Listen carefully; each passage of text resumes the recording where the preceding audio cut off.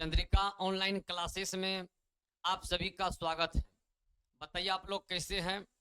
उम्मीद करते हैं आप सभी अच्छे होंगे, स्वस्थ होंगे और आप अपना पढ़ाई कर रहे होंगे। आज आपको हम बताएंगे, इससे पहले हम बताए थे केमिकल काइनेटिक्स, फिजिकल केमिस्ट्री के चौथा चैप्टर है। उसमें केमिकल और काइनेटिक्स के बारे में समझाने का काम किए थे कि केमिकल क्या होता है, काइनेटिक्स क्या होता है, ये सब बता करके या उसका डिफिनेशन नहीं लिखाए थे। आज हम बताएंगे, आपको काइनेटिक्स के डिफिनेशन लिखा देंगे, केमिकल काइनेटिक्स के डिफिनेशन लिखा देंगे और उसके अंतर्गत जो कुछ थ्योरी है सिलेबस के अंतर्गत उस चीज को बताने का काम करेंगे, जो कि फिजिकल केमिस्ट्री के चौथा चैप्टर केमिकल काइनेटिक्स है। इस चैप्टर से परीक्षा में पूछा जाता है कुल मिलाकर के 5 मार्क का। काफी अच्छा चैप्टर है और परीक्षा के दृष्टिकोण से काफी महत्वपूर्ण चैप्टर है। बहुत ज्यादा जो है इस चैप्टर से प्रश्न पूछने का चांस रहता है। इसी चैप्टर के अंतर्गत आपको पढ़ना है रेट ऑफ रिएक्शन, अभिक्रिया की दर जिसको कहते हैं, ऑर्डर ऑफ रिएक्शन, अभिक्रिया की कोटि जिसको कहते हैं, मोलिकुलरिटी ऑफ रिएक्शन, अभिक्रिया की आणविकता कहते हैं। जो ऑर्डर ऑफ रिएक्शन होता है उसके एक्सप्रेशन, उसके व्यंजक को ज्ञात करने का काम करना है। फर्स्ट ऑर्डर के व्यंजक, सेकेंड ऑर्डर के व्यंजक, जीरो ऑर्डर के व्यंजक, फिर इसके हाफ लाइफ को ज्ञात करने का काम करना है। फिर आर्हेनियस का कुछ थ्योरी है, कुछ कॉलिजन का थ्योरी है। ये जो है टोटल चीज को इसके अंतर्गत पढ़ना है। तो चलिए, हम आपको इससे पहले बता दिए थे कि केमिस्ट्री के अंतर्गत जो है केमिकल सारे होता है, बहुत सारे केमिकल होता है। जब एक केमिकल को दूसरे केमिकल के साथ आप मिलाइएगा तो वह रिएक्शन करने का काम करता है, और जब रिएक्शन करता है तो बहुत सारे ऐसा केमिकल है कि वह काफी तेजी से रिएक्शन करता है। कुछ ऐसा रिएक्शन है उसको रिएक्शन करने में कई घंटा, कई दिन, कई वर्ष लग जाता है। और कुछ रिएक्शन ऐसा है जो मीडियम में होने का काम करता है, मॉडरेट में होने का काम करता है। हम सभी इन सभी चीजों को पढ़ने का काम करेंगे। तो सबसे पहले आपको हेडिंग देना है काइनेटिक्स क्या होता है, काइनेटिक्स के डिफिनेशन को लेकर के। तो चलिए देखिए काइनेटिक्स।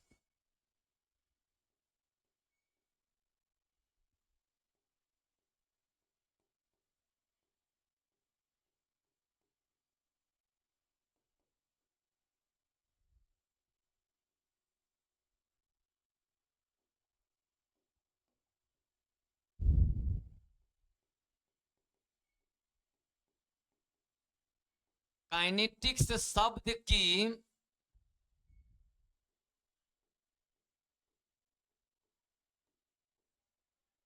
काइनेटिक्स शब्द की उत्पत्ति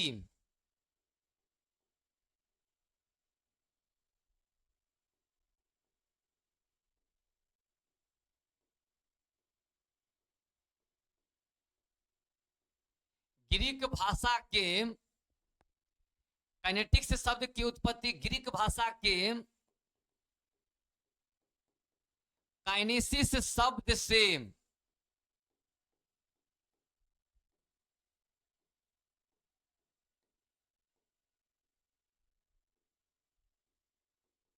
जिसका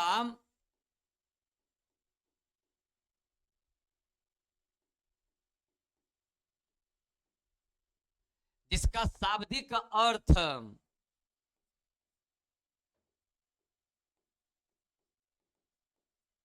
मोशन या मूवमेंट होता है।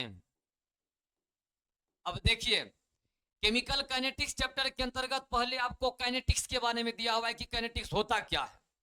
काइनेटिक्स जो आप लिखते हैं KINETICS, इस शब्द का उत्पत्ति जो हुआ है कौन भाषा से, ये उत्पत्ति होने का काम किया है ग्रीक भाषा से। और ग्रीक भाषा के किस चीज से, तो ग्रीक भाषा के काइनेसिस शब्द से उत्पत्ति होने का काम किया है। और ये जो काइनेसिस है इसका शाब्दिक अर्थ जो होता है, ये अर्थ होता है मोशन या मूवमेंट। मोशन के मतलब गति होता है। तो इसके अंतर्गत आपको गति से संबंधित जो टॉपिक होगा उसी को पढ़ना पड़ता है। तो ये रहा आपको काइनेटिक्स का डिफिनेशन। काइनेटिक्स शब्द की उत्पत्ति ग्रीक भाषा के काइनेसिस शब्द से हुआ है, जिसका शाब्दिक अर्थ मोशन या मूवमेंट होता है। ये काइनेटिक्स का हो गया डिफिनेशन। अब आपको पढ़ना है केमिकल काइनेटिक्स किसको कहते हैं। तो चलिए हम लिखने चलते हैं केमिकल काइनेटिक्स के डिफिनेशन। केमिकल काइनेटिक्स क्या होता है।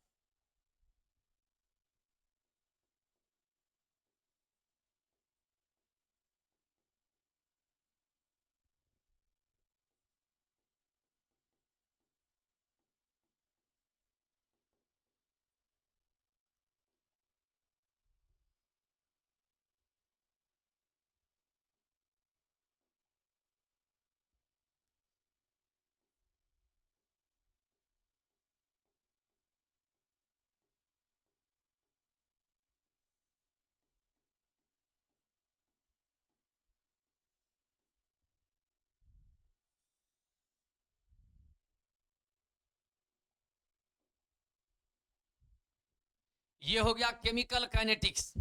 अब इस केमिकल काइनेटिक्स के डिफिनेशन जानना है। केमिकल काइनेटिक्स आपको फिजिकल केमिस्ट्री का चौथा चैप्टर है। एक लाइन आप शुरुआत में लिख सकते हैं कि फिजिकल केमिस्ट्री का वैसा ब्रांच या फिजिकल केमिस्ट्री का वैसा चैप्टर। तो देखिए डिफिनेशन होगा,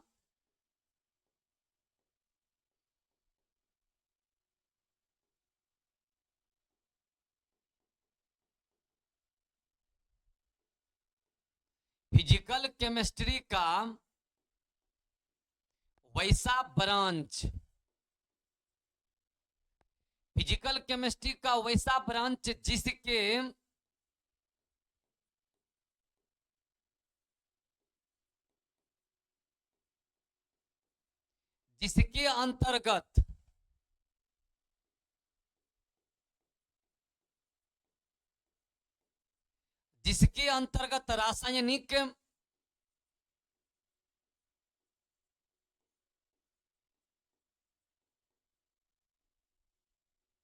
जिसके अंतर्गत रासायनिक अभिक्रियाओं का दर, जिसके अंतर्गत रासायनिक अभिक्रियाओं का दर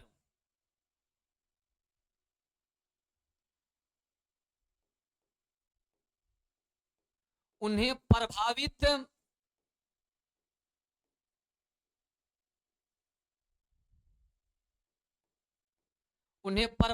करने वाले कारकों, उन्हें प्रभावित करने वाले कारकों तथा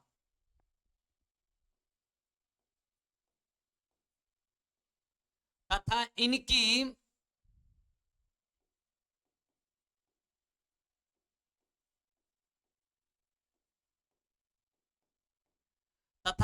क्रिया विधियों के बारे में,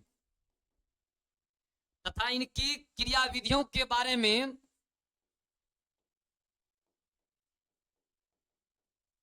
थ्योरेटिकल एवं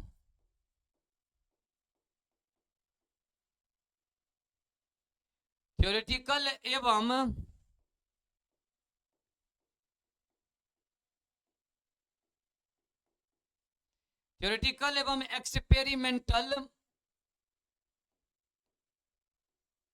अध्ययन किया जाता है,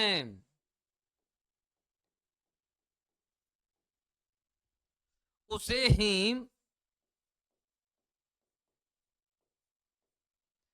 ही केमिकल काइनेटिक्स कहा जाता है।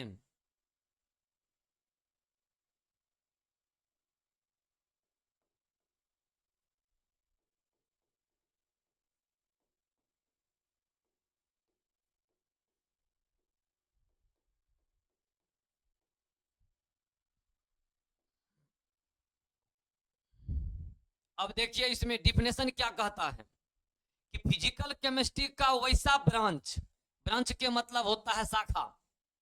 तो फिजिकल केमिस्ट्री के अंतर्गत 12th में 5 गो चैप्टर, ये पांचवा चैप्टर जो है फिजिकल केमिस्ट्री का ही एक ब्रांच है। और पांचवा चैप्टर में पांचवा ब्रांच में अलग अलग तरह के चीजों को रखने का काम किया गया है। पांचवा ब्रांच में अलग अलग तरह के चीजों का अध्ययन किया जाता है। नहीं, जैसा कि आप सॉलिड स्टेट में पढ़े होंगे, पूरे चैप्टर सॉलिड के बारे में पढ़ा जाता है। दूसरा सॉल्यूशन में सॉल्यूशन चैप्टर, पूरे चैप्टर में सॉल्यूशन के बारे में पढ़ा जाता है। तीसरा इलेक्ट्रोकेमिस्ट्री, पूरे चैप्टर इलेक्ट्रिक से संबंधित कुछ चीज है उसके बारे में पढ़ा जाता है। और चौथा केमिकल काइनेटिक्स, इसके अंतर्गत केमिकल जो मिलाने के बाद रिएक्शन होता है, उस रिएक्शन के गति से संबंधित चीजों को पढ़ा जाता है। तो इसीलिए कहता है कि फिजिकल केमिस्ट्री का वैसा ब्रांच जिसके अंतर्गत रासायनिक अभिक्रियाओं का दर, रासायनिक अभिक्रियाओं का दर मतलब रेट ऑफ रिएक्शन, उन्हें प्रभावित करने वाले कारक, किन्हें प्रभावित करने वाले कारक, रासायनिक अभिक्रिया को प्रभावित करने वाले कुछ ऐसा कारक है जो रासायनिक अभिक्रिया को प्रभावित करने का कारक काम करता है। जैसे आप देख लीजिए ताप हो गया, ताप जो है रासायनिक अभिक्रिया को प्रभावित करने का काम करता है। बहुत ऐसा केमिकल है जिसको आप मिलाइएगा तो रिएक्शन नहीं करेगा, जब आप ताप दीजिएगा तब जाकर के रिएक्शन करेगा। जैसे जैसे ताप बढ़ते जाता है तो उसका रेट भी आपको बढ़ते जाता है। तो कहीं ना कहीं रासायनिक अभिक्रिया को ताप जो है ये प्रभावित करने का काम करता है।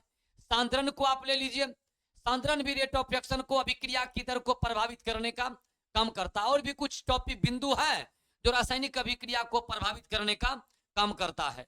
प्रभावित करने वाले कारकों तथा तथा इनकी क्रिया विधियों, मतलब क्रिया जो होता है उसके विधि के बारे में थियोरेटिकल, थियोरेटिकल मतलब सिद्धांतिक, और यहां पर है एक्सपेरिमेंटल माने प्रायोगिक।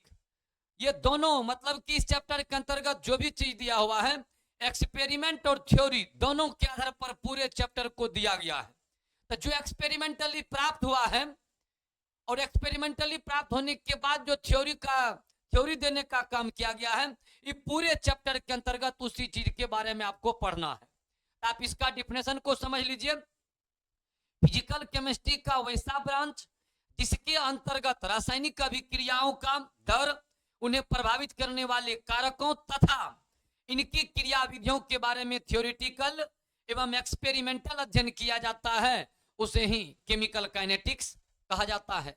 अब आप चलिए, ये थियोरेटिकल और एक्सपेरिमेंटल जो भी किताब के अंतर्गत लिखा हुआ है वह एक्सपेरिमेंट के आधार पर ही थ्योरी को बनाने का काम किया गया है। तो इस किताब के अंतर्गत बहुत ऐसा चीज है जिसको एक्सपेरिमेंटली दिया गया है, और एक्सपेरिमेंट होने के बाद जो पता चला उसी को थ्योरी बनाने का काम किया गया है। तो पूरे चैप्टर के अंतर्गत मेन जो आपको चीज है यही पढ़ना है, रासायनिक अभिक्रियाओं का दर, जिसको सूचित किया जाता है dx/dt से पढ़ा जाएगा। बहुत ऐसा केमिकल रिएक्शन है, जब रिएक्शन प्रारंभ होता है तो रिएक्टेंट के सांद्रण जो आपको घटने लगता है और प्रोडक्ट जो होता है उसका सांद्रण आपको बढ़ने लगता है। तो ये जो जिस समय में दोनों के सांद्रण में परिवर्तन आता है, उस परिवर्तन को ही रेट ऑफ रिएक्शन कहा जाता है, अभिक्रिया का दर कहा जाता है, अभिक्रिया का वेग कहा जाता है। और इसको प्रभावित करने वाले कुछ कारक है। तब है क्रिया विधि, क्रिया जो करने का काम करता है रिएक्टेंट में, उसके विधि को भी आपको पढ़ना है। तो ये केमिकल काइनेटिक्स का आपको डिफिनेशन हो गया। अब इसके अंतर्गत जो क्रिया होता है वह कितने प्रकार के, तो चलिए इसके बाद आपको लिखा जाएगा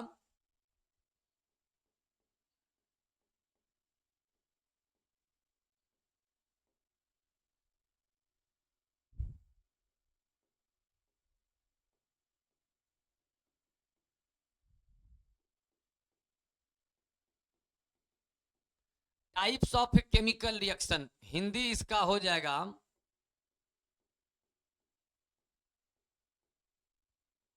रासायनिक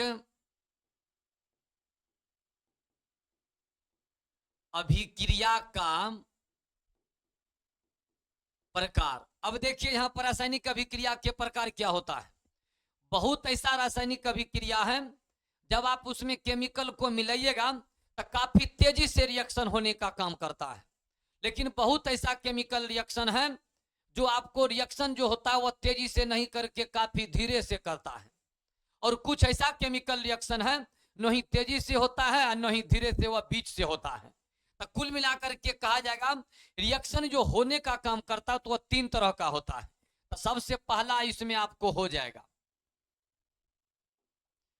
सबसे पहला अगर कहा जाए तो सबसे पहला रिएक्शन आपका हो जाएगा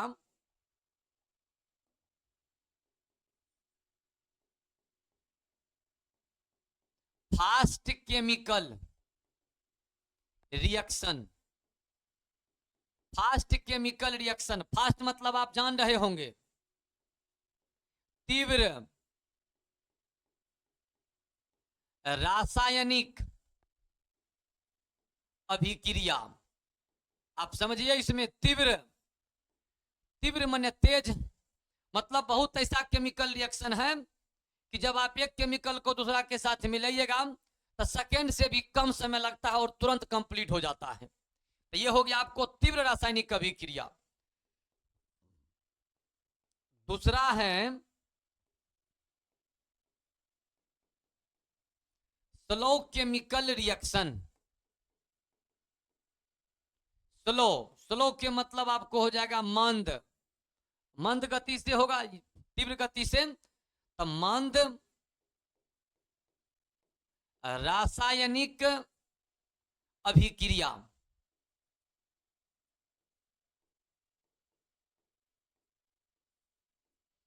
और लास्ट प्रकार इसका तीसरा प्रकार है मॉडरेट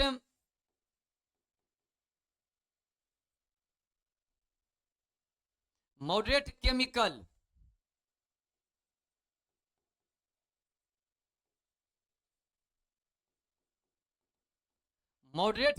रिएक्शन।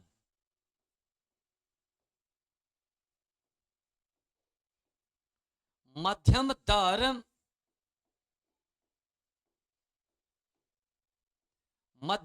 रासायनिक अभिक्रिया। आप यहां पर देख लीजिए, इसका नाम एक तीव्र है, तीव्र माने तेज, मंद माने धीरे धीरे होगा, स्लो। एक मध्यम दर है माने इसका जो दर होगा वह काफी मिडिल में होगा। अब आपको इस तीनों को डिफाइन, तीनों के एग्जांपल होगा। तो एक नंबर का सबसे पहले यहां पर डिफिनेशन जानना है, आपको फर्स्ट नंबर का लिखना है। तो चलिए हम लिखते हैं फर्स्ट नंबर का डिफिनेशन क्या होगा।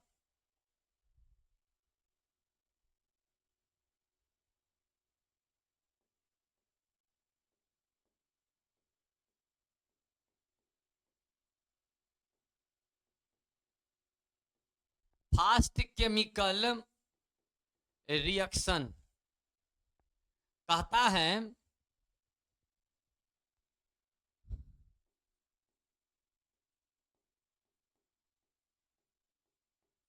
वैसा रासायनिक अभिक्रिया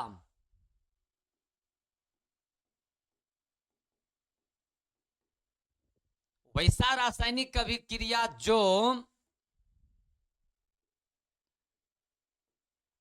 उच्च वेग मतलब समझ रहे होंगे, काफी तेज, जो उच्च वेग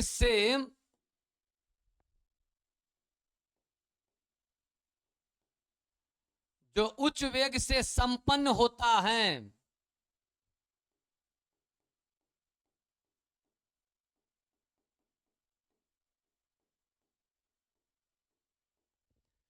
वैसा रासायनिक अभिक्रिया जो उच्च वेग से संपन्न होता है उसे ही फास्ट केमिकल रिएक्शन कहा जाता है। वैसा रासायनिक अभिक्रिया जो उच्च वेग से संपन्न होता है उसे ही फास्ट केमिकल रिएक्शन, मतलब इसके अंतर्गत उसी को लिया जाएगा जो काफी तेज से होने का काम करता है। आपके लाइफ में भी, बहुत सारे लोग के जीवन काल में भी कुछ इस प्रकार के घटना उत्पन्न होता है कि लोग बाद में सोचता है कि हम सोचे भी नहीं थे कि मेरे साथ इस प्रकार का घटना घटेगा। और कुछ घटना अगर आप चाह भी रहे हैं कि तुरंत हो जाए, संभव ही नहीं है तुरंत हो पाएगा, उसका जो टाइम पीरियड है उतना उसमें लगेगा ही। तो जिस प्रकार से मनुष्य के लाइफ में कई प्रकार के घटना होता है और घटना को होने में टाइम अलग अलग तरीका से लगता है। कुछ घटना तुरंत घट जाता है और कुछ घटना चाह रहे हैं तुरंत लेकिन तुरंत होता नहीं है। तो उसी प्रकार से केमिस्ट्री के अंतर्गत, केमिकल काइनेटिक्स चैप्टर के अंतर्गत जो रिएक्शन होता है, ये तीन तरह के रिएक्शन होता है। एक तीव्र गति से होने का काम करता है, सेकंड से भी कम समय लगता है। एक आपको उसके अपेक्षा जो है न्यूनतम वेग से होने का काम करता है। और एक रिएक्शन है जो न ही फास्ट होता है और न ही स्लो होता है, वह बीच में होता है। तो इसलिए कुल मिलाकर के जो रिएक्शन की बात किया जाएगा तो तीन प्रकार, जिसमें ये कहता है वैसा रासायनिक अभिक्रिया जो उच्च वेग, उच्च माने काफी तीव्रता से होने का काम करता है। अब रहा बात किसका एग्जाम्पल कौन होगा, तो चलते हैं एग्जाम्पल की तरफ, एग्जाम्पल को समझते हैं। आप हालांकि समझ लीजिए, एक एग्जाम्पल आपका हो गया दहन अभिक्रिया ले लीजिए। दहन अभिक्रिया के अंतर्गत जो रिएक्शन आता है वो काफी तीव्रता से होने का काम करता है। और आप ले लीजिए इसके अंतर्गत जो है अवक्षेपण अभिक्रिया ले लीजिए, उदासीनीकरण अभिक्रिया ले लीजिए, ये आयनिक अभिक्रिया ले लीजिए। ये सब जो रिएक्शन है ये सब आपको फास्ट होने का काम करता है। तो चलिए एग्जाम्पल की तरफ।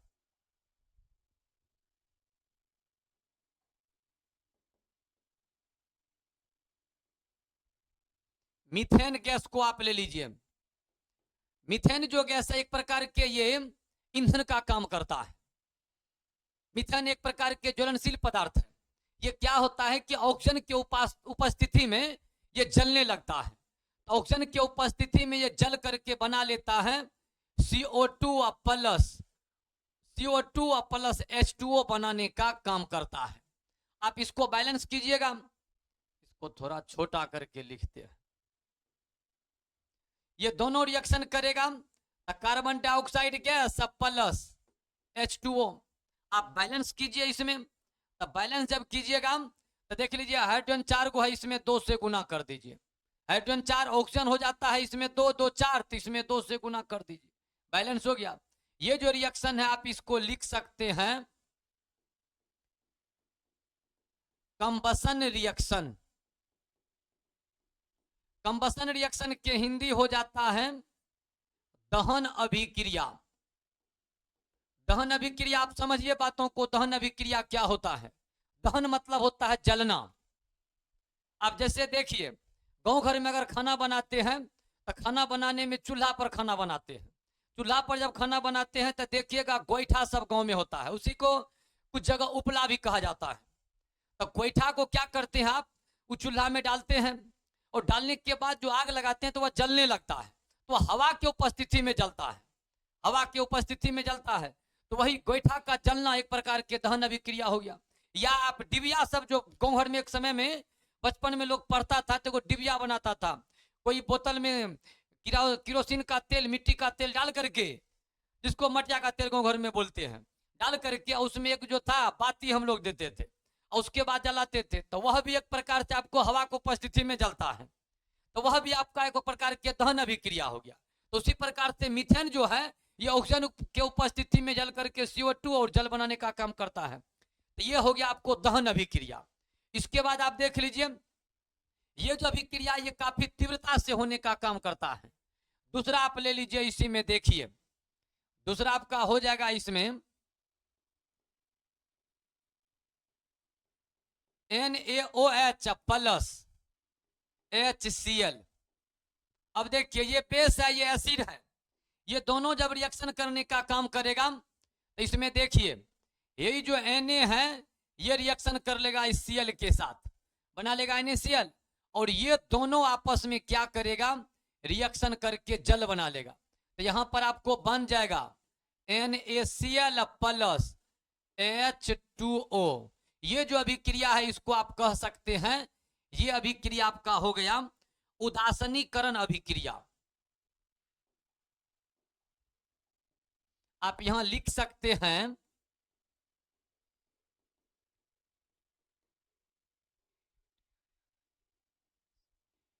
न्यूट्रलाइजेशन रिएक्शन, उदासीनीकरण अभिक्रिया जिसको कहते हैं। एक और रिएक्शन लेते हैं, इसी में ध्यान दे करके आप समझिए। रिएक्शन आपका है AgNO3 silver nitrate. Silver nitrate को ले लीजिए, इसके साथ आप मिला दीजिए NaCl को मिला दीजिए।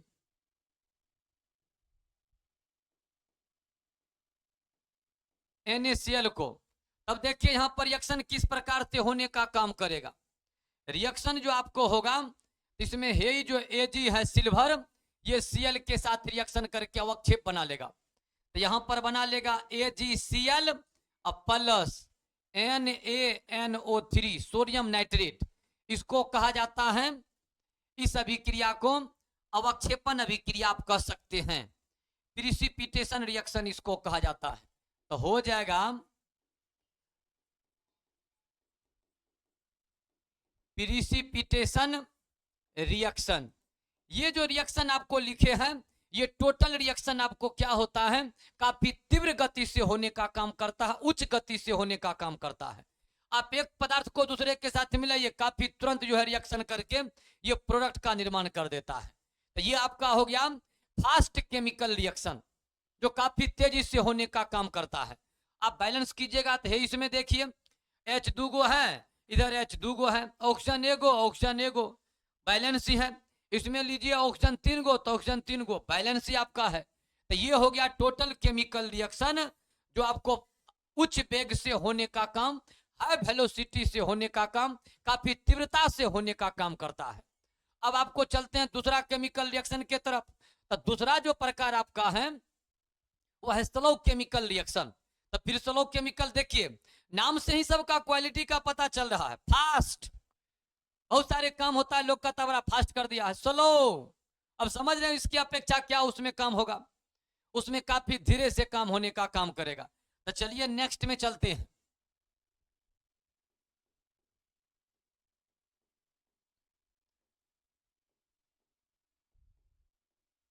Slow chemical reaction. स्लो माने मंद, इसका परिभाषा है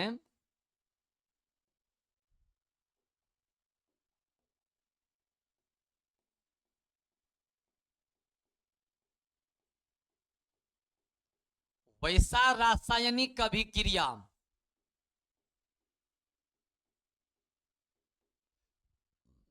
वैसा रासायनिक अभिक्रिया जो जो न्यूनतम वेग से, न्यूनतम माने कम से कम, न्यूनतम वेग से संपन्न होता है,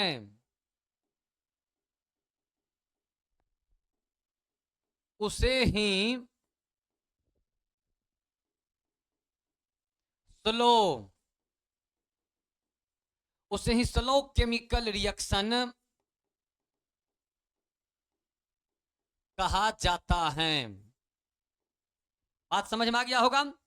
वैसा रासायनिक अभिक्रिया जो कौन तरीका से, जो होने का काम करता है आपको न्यूनतम वेग से होने का काम करता है। और इससे पहले वाले में क्या था, उच्च वेग, माने वह काफी तीव्र वेग से होने का काम करता है। लेकिन ये जो केमिकल रिएक्शन आपको है, ये न्यूनतम वेग से होने का काम करता है। अब आप सोच रहे होंगे कि सर इसका एग्जाम्पल क्या होगा। आप इसका एग्जाम्पल आसान भाषा में समझिए।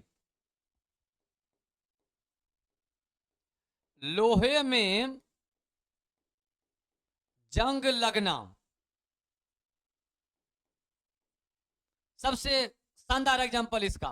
लोहा में जो जंग लगता है, तो आप विचार करिए, लोहा में जंग लगने में काफी महीना, काफी वर्ष लग जाता है। तो इसके अंतर्गत वही रिएक्शन आएगा जिसको कंप्लीट, जिसको संपन्न होने में कई घंटा लग जाता है, कई दिन लग जाता है, कई वर्ष लग जाता है। इसके एग्जाम्पल के अंतर्गत वही सब जो है रिएक्शन को लिखा जाएगा। जैसे लोहा में जंग तो तुरंत नहीं लगता है, कई वर्ष लग जाता है। तो ये टोटल आपको हो गया स्लो केमिकल रिएक्शन। अब देखिए इसके बाद आपका एक प्रकार और है, लास्ट प्रकार जिसको कह सकते हैं आप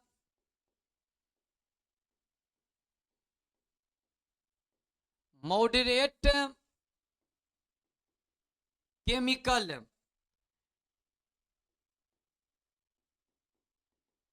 मॉडरेट केमिकल रिएक्शन। तो कहता है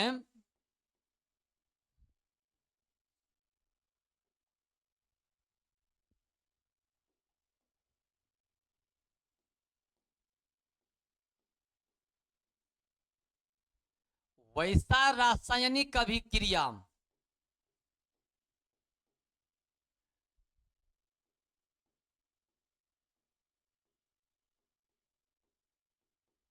वैसा रासायनिक अभिक्रिया जो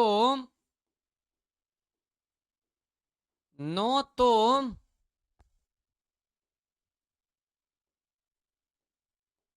न तो अधिक फास्ट होते हैं और न तो अधिक, वैसा रासायनिक अभिक्रिया जो न तो अधिक फास्ट होते हैं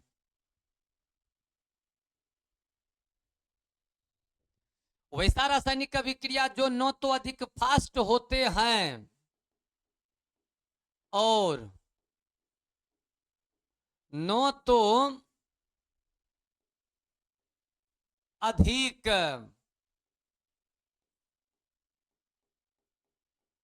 अधिक स्लो होते हैं, उसे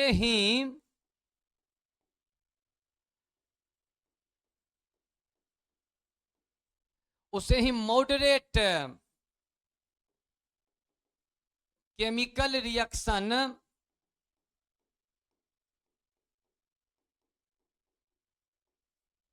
उसे ही मॉडरेट केमिकल रिएक्शन कहा जाता है। बात को समझिए, इसमें ये क्या कर रहा है सो देखिए, इससे पहले वाले डिफिनेशन को अगर आप देखिएगा तो पूरा अंतर आपको पता चल जाएगा। वैसा रासायनिक अभिक्रिया जो न तो अधिक फास्ट होते हैं, मतलब ये न ही अधिक फास्ट होने का काम करेगा, और न तो अधिक स्लो, मतलब ये न ही ज्यादा फास्ट होते हैं न ही ज्यादा स्लो होते हैं। तब क्या होते हैं, तब जो होते हैं उसी को क्या कहते हैं, मॉडरेट, माने ये मध्य गति से होने का काम करता है, उसे ही मॉडरेट केमिकल रिएक्शन कहा जाता है। अब रहा बात किसका एग्जाम्पल क्या होगा, तो चलते हैं एग्जाम्पल की तरफ, आप ध्यान दीजिए। एग्जाम्पल में आपको हो जाएगा, जैसे हाइड्रोजन परऑक्साइड कंपाउंड है, तो हाइड्रोजन परऑक्साइड का जो विखंडन होता है वो न ही फास्ट होता है न ही स्लो, वो बीच में होता है। तो यहां पर हो जाएगा हाइड्रोजन परऑक्साइड के फार्मूला H2O2, शॉर्ट में आप लिख सकते हैं HPO, नाम इसका जान रहे होंगे, ये हो गया हाइड्रोजन परऑक्साइड। इसका विखंडन जो होता है तो ये टूटता है तो बनाता है H2O प्लस O2। बैलेंस करने के लिए ये इसमें 2 से गुना हाइड्रोजन हो जाता है 4 गो, इसमें 2 से ऑक्सीजन 4, इधर भी 4 गो हो गया।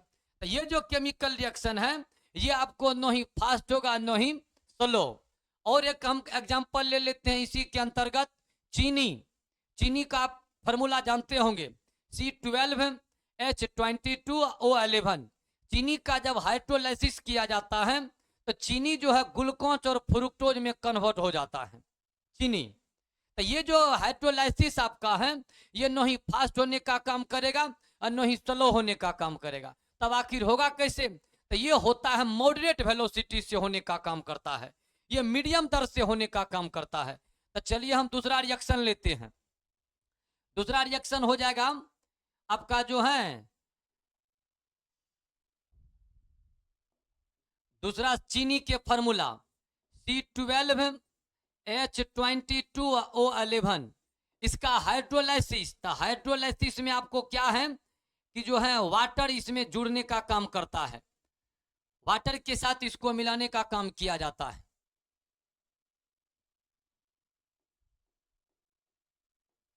तो देखिए ये बना लेता है C6H12O6 प्लस C6H12O6। अब चलिए इसको आप एक बार बैलेंस कर लीजिए। तब बैलेंस कीजिएगा, इसमें दोनों तरफ परमाणु इक्वल होना चाहिए, कार्बन 12 गो तो कार्बन 6 6 12 ठो, हाइड्रोजन 22 2 24, इसमें भी 12 12 24, ऑक्सीजन 11 1 12, इसमें भी 6 6 बैलेंस है। ये जो आपका कंपाउंड है ये हो गया शुगर का फार्मूला, आप इसको कह सकते हैं ये सुक्रोज हो गया, सुक्रोज। और ये जो आपका कन्वर्ट हुआ है ग्लूकोज, और ये जो आपका है फ्रुक्टोज, इस प्रकार से है। तो ये जो केमिकल रिएक्शन है ये न ही फास्ट होने का काम क्या है, न तो ये अधिक हो, मतलब कि न तो ये अधिक तेजी से होता है न ही धीरे से होता है, ये बीच में होता है। परिभाषा भी है, वैसा रासायनिक अभिक्रिया जो न तो अधिक फास्ट होते हैं और न तो अधिक स्लो होते हैं, उसी को जो है मॉडरेट केमिकल काइनेटिक्स। तो ये आपका हो गया केमिकल रिएक्शन का एक प्रकार। तो रिएक्शन जो आपको होता है ये 3 प्रकार के, एक फास्ट, एक स्लो, एक आपका होता है मॉडरेट। 3 तरह के, तीनों एग्जांपल भी आप समझ गए होंगे। बाद बाकी फिर हम आपको बताएंगे, नेक्स्ट वीडियो लेकर के आएंगे, इससे आगे बताएंगे कि रेट ऑफ रिएक्शन क्या होता है। इसके बाद रेट ऑफ रिएक्शन आपका टॉपिक है, रेट ऑफ रिएक्शन के बारे में बताएंगे कि जब रिएक्शन होना प्रारंभ करता है तो रिएक्टेंट के सांद्रण घटने लगता है और प्रोडक्ट के सांद्रण बढ़ने लगता है। तो ये यूनिट टाइम में जो दोनों के सांद्रण में चेंजिंग आता है उसी चेंजिंग को रेट ऑफ रिएक्शन कहा जाता है, जिसको सूचित जो है dx/dt से किया जाता है। ये सभी चीजों के बारे में चर्चा नेक्स्ट वीडियो में करेंगे। धन्यवाद।